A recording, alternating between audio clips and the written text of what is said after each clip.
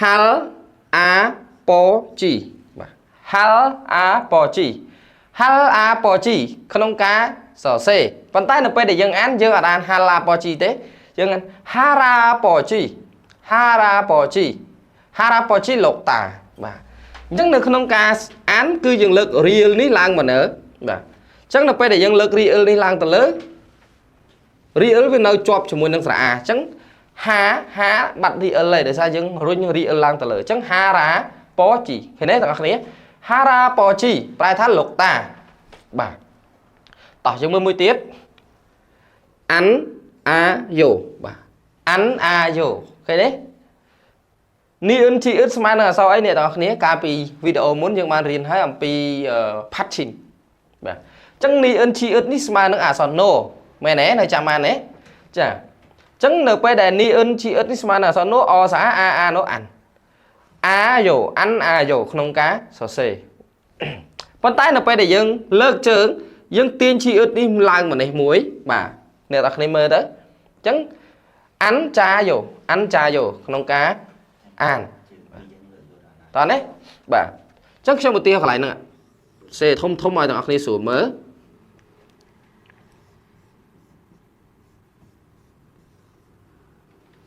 បាទអានអាយោវាទៅជាអានចាយោហេតុអីបានទៅជាអានចាយោដោយសារនៅកន្លែងនេះជើងនេះនីអិននិងជីអិតអ្នកទាំងអស់គ្នាត្រូវចងចាំថាក្នុងករណីពាក្យដែលផាត់ឈីមវាមាន2អញ្ចឹងនៅពេលដែលយើងអានយើងត្រូវលើកសំឡេងនៃព្យញ្ជនៈដែលនៅខាងដើមខាងចុងយកទៅប្រកបជាមួយនឹងស្រៈដែលនៅបន្ទាប់ឧទាហរណ៍ដូចពាក្យនឹងអញ្ចឹងពាក្យអ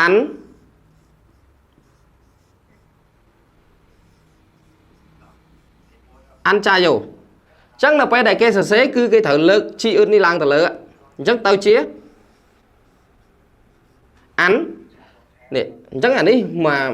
មកពាក្យមកព្យាង្គអញ្ចឹងវានៅសល់ជីអ៊ឺតនេះអញ្ចឹងគេត្រូវរុញជីអ៊ឺតនេះឡើងទៅលើអញ្ចឹងកាលណារុញជីអ៊ឺតឡើងទៅលើវានៅសល់ជីអ៊ឺតបូកអីគេបូកស្រៈ a ហើយយោអញ្ចឹងតន់នេះអ្នកនរគ្នាត្រូវចងចាំក្នុងករណីដែលផាត់ឈីមវាមានអក្សរ2បែបនេះ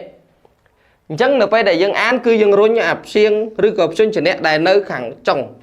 ករណីវាមាន2ខាងដើមរក្សាទុកនៅដដែលនៅព្យាង្គដើមព្យញ្ជនៈបន្ទាប់គឺត្រូវរុញទៅព្យាង្គបន្ទាប់ផ្សំជាមួយនឹងស្រៈដែលមាន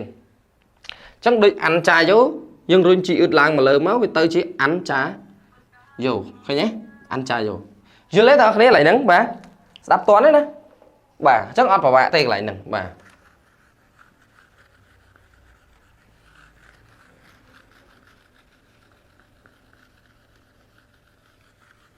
លោកមើល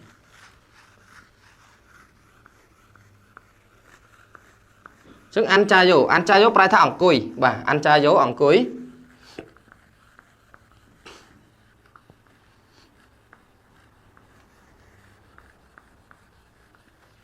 តោះយើងទៅមួយទៀតអានចាយោអង្គុយពេលដែលយើងសរសេរយើងផ្សេងយើងអានអានចាយោពេលដែលយើងសរសេរយើងសរសេរអានអាយោតោះយើងមើលពាក្យបន្ត x o yo បាទ x o yo ស្តៀងអានចាយោដែរ x o yo នៅក្នុងការសរសេរទៅពេលដែលយើងអានil ko yo ពេលដែលយើងអានណាអញ្ចឹងអ្នកនរគ្នាត្រូវចាំកន្លែងហ្នឹងពីព្រោះនៅពេលដែលអ្នកនរគ្នាទៅប្រឡង EPA topic គេអានមក il ko yo បាទគេអាន il ko yo អញ្ចឹងប្រយ័ត្នអត់ដឹងប្រយ័ត្នច្រឡំកន្លែងហ្នឹងអញ្ចឹងនេះដូចគ្នា